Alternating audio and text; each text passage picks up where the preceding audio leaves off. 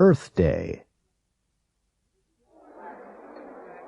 Today is Earth Day, and we're here in Central Park for the big cleanup and celebration. We asked some of the people who turned out today what they think we ought to do to help the environment. Well, I think we'd better do something to protect the tropical rainforests before they're all gone. You know, rainforests only make up like 2% of the Earth's surface, but over half the world's wild plant, animal, and insect species live there. 1 out of every 4 pharmaceuticals comes from a plant in a tropical rainforest. We ought to support organizations involved in rainforest conservation, like the Rainforest Action Network in San Francisco. The most important thing to me is to save and care for all the wildlife in the world. Did you know that by the year 2000, 20% of all Earth species could be lost forever? And we'd better not save only the mammals. We ought to be concerned about the insects, fish, amphibians, reptiles, and plants. I think the governments of the world had better get together and do something. I'm really worried about the quality of the air we breathe. Cars cause a lot of the air pollution, and everybody ought to do whatever possible to stop it, you know. For example, people ought to drive together or use public transportation. That would keep millions of pounds of pollution out of the atmosphere. People ought to buy cars that get good gas mileage and keep them tuned up and running well. The more gas a car uses, the more pollution it emits. We'd all better support the development and use of cars that use alternative energy sources, like electric cars, solar-powered cars, and cars that run on methane gas. We better not take the water we have for granted in this country. Every day we consume 450 billion gallons of water. We get this water from our rivers, lakes, and streams, or from groundwater, and we have been careless about how we've treated our water sources. We ought to take better care of the groundwater and keep it safe from pollutants, especially chemicals that people pour down their drains without thinking, or gasoline leaks from underground storage tanks. We'd also better start conserving water. Night flight. This is your captain, John Cook speaking. We reached our cruising altitude, and I've just turned off the fasten seatbelt sign. Our estimated time of arrival in Anchorage is 1 a.m., so we've got a long flight ahead of us. I hope you enjoy it. Our flight attendants will be serving dinner shortly. Thank you. It was Christmas Eve, 1959. A lot of the passengers on the nearly full plane were traveling home to spend the holidays with their families. It was a smooth and quiet flight. The flight attendants had just finished picking up the trays and were in the galley putting things away when the first buzzers sounded. One of the flight attendants went down the aisle to check. When she came back, she looked surprised. "It's amazing," she said. "Even on a smooth flight like this, 2 people have gotten sick." 20 minutes later, nearly half the passengers were sick, violently sick. Several were moaning and groaning, some were doubled up in pain, and 2 were unconscious. Fortunately, there was a doctor on board, and he was helping the flight attendants. He came to the galley and said, "I'd better speak to the pilot. This is a severe case of food poisoning. I think we'd better land as soon as possible." "What caused it?" asked one of the flight attendants. "Well," replied the doctor, "I had the beef for dinner, and I'm fine. The passengers who chose the fish are sick." The flight attendant led him to the cockpit. The door was jammed. Together they pushed it open. The captain was lying unconscious behind the door. The co-pilot was slumped across the controls, and the engineer was trying to revive him. The doctor quickly examined the 2 men. "Can you land the plane?" the doctor asked the engineer. "Me? No, I'm not a pilot. We've got to revive them," he replied. "The plane's on automatic pilot. We're okay for a couple of hours." "They could be out for a long time," said the doctor. I'd better contact ground control, said the engineer. Maybe you should make an announcement and try to find out if there's a pilot on board, the doctor suggested. We can't do that, the flight attendant said. It'll cause a general panic. Suddenly she remembered something. One of the passengers. I overheard him saying that he'd been a pilot. I'll get him. She found the man and asked him to come to the galley. Didn't you say you used to be a pilot, she asked. Yes. Why? She led him to the cockpit. They explained the situation to him. You mean you want me to fly the plane, he asked. You must be joking. I was a pilot, but I flew single-engined fighter planes, and that was 15 years ago. This thing's got 4 engines. Isn't there anybody else, he asked. I'm afraid not, said the flight attendant. The man sat down at the controls. His hands were shaking slightly. The engineer connected him to air traffic control. They told him to keep flying on automatic pilot toward Anchorage and wait for further instructions from an experienced pilot. An hour later, the lights of Anchorage appeared on the horizon.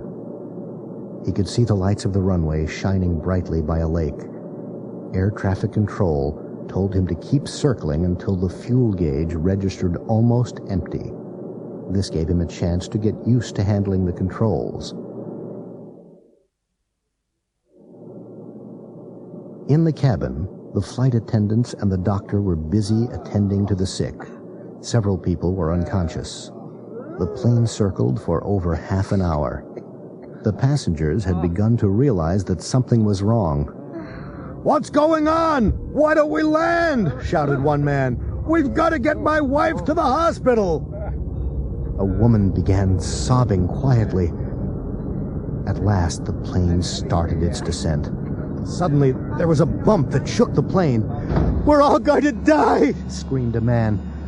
Even the flight attendants looked worried. "It's all right," someone said.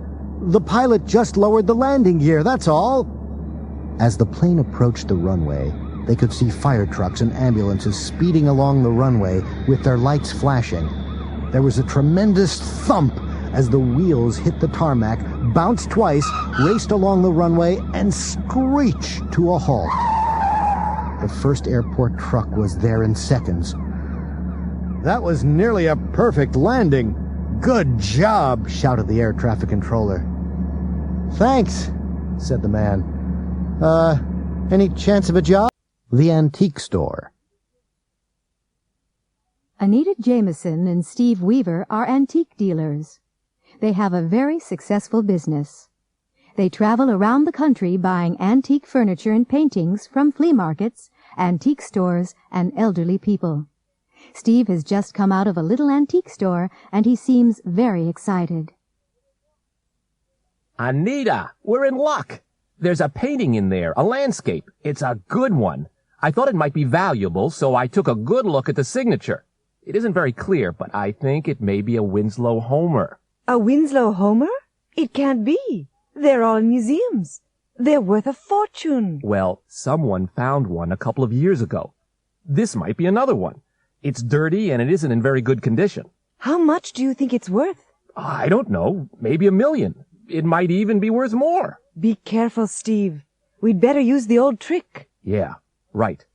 There's a chair in the window. It must be worth about $20. I'll offer $100 for it. She'll be so happy that she won't think about the painting.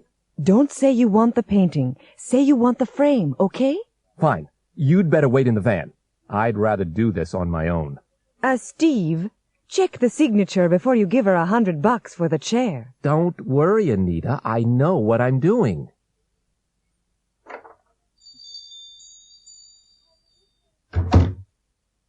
I'll be with you in a minute. I'm interested in that chair in the window. What? That old thing? It's been there for years. It has? It's very nice. I think it could be Victorian. Really? Yes, I think I'm right. I've seen 1 or 2 other chairs like it. I think I could get a good price for that in New York. I'll offer you $100. $100? You must be out of your mind. No, it's a fair price. Well, then, it's yours. There you are, then. $100. Goodbye. Oh, by the way, that painting's in a nice frame. It's a nice picture, honey. Late 19th century, I've heard. Oh, no, it can't be. I've seen lots like it. It must be 20th century. There's no market for them. Still, I could use the frame. All right. How much will you give me for it? How about $40? Oh, no, honey. It must be worth more than that. It came from the big house on the hill. It did. Let me have another look at it. Yes, the frame really is nice. I'll give you $200. Oh, my. I don't know what to do. You see, I like that painting myself. All right. $250. That's my final offer. Let's say $275. Okay. It's a deal. Should I wrap it up for you? No, I have the van outside. It was nice doing business with you. Goodbye. Bye-bye, honey. Thank you. You come back to see us, you hear?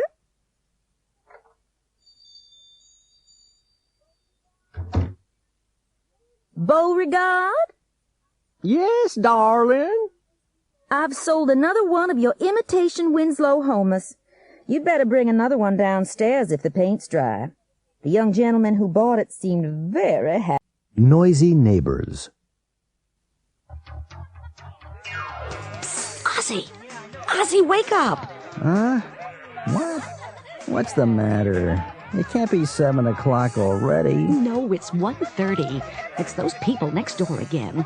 Listen! Oh, yeah. They must be having another party. They must be waking up a whole block. And they have 3 young children. Those kids couldn't be sleeping through that racket. It's disgusting. Somebody should call the police. They're all laughing. They must be having a good time. They never invite us, do they? Ozzy? Yes, dear. What is it now? Listen! They must be leaving. At last. Maybe we'll get some sleep. I hope so. It's nearly 3 o'clock. Good night, dear.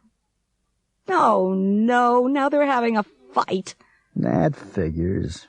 They always have fights after parties. Uh-oh. They must be throwing the dishes again. No. I think that was a vase, dear. Or maybe the TV set. Or both. Ozzy, listen. There's someone in the backyard next door. Huh? It must be a cat. No, it can't be. It's too loud. What time is it? It's 4:45. Who could it be? I'd better take a look. Ooh, it's Howard, and he's carrying a shovel. Really? You don't think he's killed her, do you? Well, we haven't heard her voice for a while. No, she's probably sleeping. But what could he be doing at this time of the morning? If he has killed her, he might be burying the body. What? You don't think so, do you? He couldn't be planting tomatoes, could he? I'm going to ask him what he's doing. Hello there, Howard. You're up bright and early this morning. I haven't been to bed yet. We had a party last night. I hope we didn't keep you awake. Oh, no. We didn't hear a thing. Nothing at all.